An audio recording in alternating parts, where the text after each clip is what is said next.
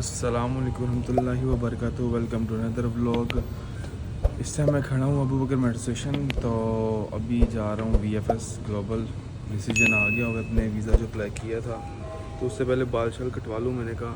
तो बाल शल कटवा के फिर चलते हैं, बाल शल कटवा के फिर VFS चलते हैं वाफ़ी मॉल। तो फिर आपको सारा वहाँ पर बताता हूँ मैं। तो जी ये आ गया अपना दुबई। वो सामने मुतीना पार्क है, ये देखें वो सामने मुतीना पार्क है। और मैं वहाँ जो बाबा चाय है उसके पास रहता था। और ये यहाँ पे है ये हेयर सलून, ये सबसे अच्छे हेयर कट करता है। अजमान में रहता हूँ तो अजमान में कोई बंदा सही बाल काटता ही नहीं है। तो अभी ये दुबई आया था तो मैंने कहा इधर से बाल भी कटा लें। तो चलें जी, बाल शाल कट गए, चेक कर लो, बाल कट गए हैं, पानी पी लिया, चाय पी लिया। अब चलते हैं VFS ग्लोबल पासपोर्ट रिसीव करने अपना। तो अजमान रहता हूँ, अजमान एक पिंड है, गाँव है, बड़ी मुश्किल से मैं बस फंस गया हूँ वहाँ पर। एक दोस्त के पास चला गया हूँ, कोई रौनक नहीं, कोई रुमानी, कोई धुआं नहीं, बस टाइम पास करो मैं वहाँ पर। चले फिर चलते हैं VFS। तो चलें जी, VFS आ चुके हैं, वो सामने है जी वाफ़ी मॉल। और देखते हैं क्या डिसीजन आया। गर्मी बहुत है, अजमान से है वो, अजमान मेरा दोस्त के पास बिल्कुल ही विलेज है, कोई शोर शराबा कुछ नहीं है यार, ना रुआ ना धुआं। तो चलो एनीवे चलते हैं अंदर फटाफट।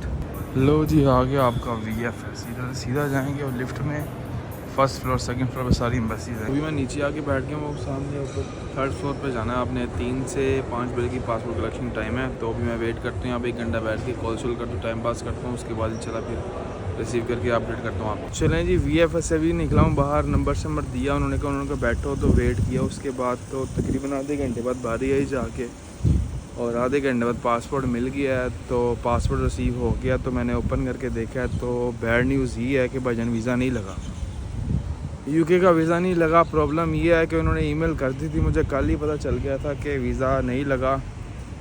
और उसके बाद फिर मैं सैड तो थोड़ा बंदा होता ही है, खुद ही अप्लाई किया था, किसी एजेंट को पैसे वगैरह नहीं दिए थे। तो फिर मैंने कहा ठीक है। रीज़न उन्होंने मुझे ईमेल ये लिखा कि भाईजान आपके अकाउंट में डिपॉजिट बहुत ज़्यादा हो रहे हैं। रीज़न मुझे उन्होंने ये लिखा, उन्होंने कहा कि आपका फैमिली बैकग्राउंड भी नहीं है, मेरे फादर मदर तो है नहीं। तो ये भी मैंने मेंशन किया था, सच लिखा सारा कुछ मैंने। ट्रेड लाइसेंस दिया था, इन्वेस्टर का वीज़ा था, बिज़नेस वीज़ा था यहाँ पर मेरा। तो उन्होंने फिर ये रीज़न दिया कि भाईजान आप पैसे तो चलो ठीक है कमा रहे हो, आपके अकाउंट में फ़र्स्ट ऑफ ऑल डिपॉजिट बहुत ज़्यादा हो रहे हैं।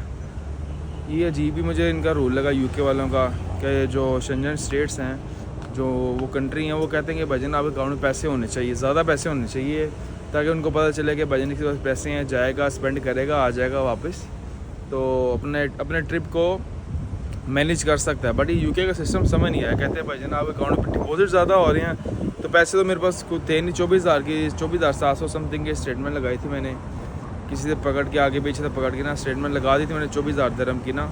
तो उसके बाद फिर मैंने डॉक्यूमेंट सारे खुद ही अपलोड कर दिए, खुद ही अपॉइंटमेंट ली, सब कुछ किया। एक दिन में अपॉइंटमेंट मिल जाती है आपको UK की। तो ये उन्होंने रीज़न दिया मुझे कि भाईजान आप अकाउंट में डिपॉजिट ज़्यादा हो रहे हैं, और दूसरा ये है कि आप उनको लगा कि ये वहाँ जाके वापस नहीं आएगा, इसका कोई फैमिली बैकग्राउंड तो है नहीं, अकेला ही है, इंडिपेंडेंट है, इंडिविजुअल है, समझ लो सिंगल ही है।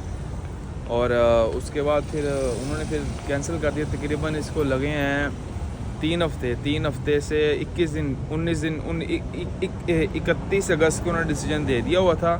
बट उन्होंने मुझे ईमेल सेंड की कल, आज है 3 सितंबर है, 2 सितंबर को उन्होंने मुझे ईमेल सेंड की थी। तो चलो खैर कोई नहीं, वीज़ा अप्लाई तो किया ना, इंशाल्लाह कोई नहीं। अब देखते हैं नेक्स्ट क्या करते हैं। Never give up, keep going भाईजान। और बाकी कोई नहीं, दुख तो बंदे को, हर बंदे को ही होता है। वीज़ा अप्लाई किया था तो कोई बात नहीं, 550 पाउंड 550 दिरहम लगा उसका सारा।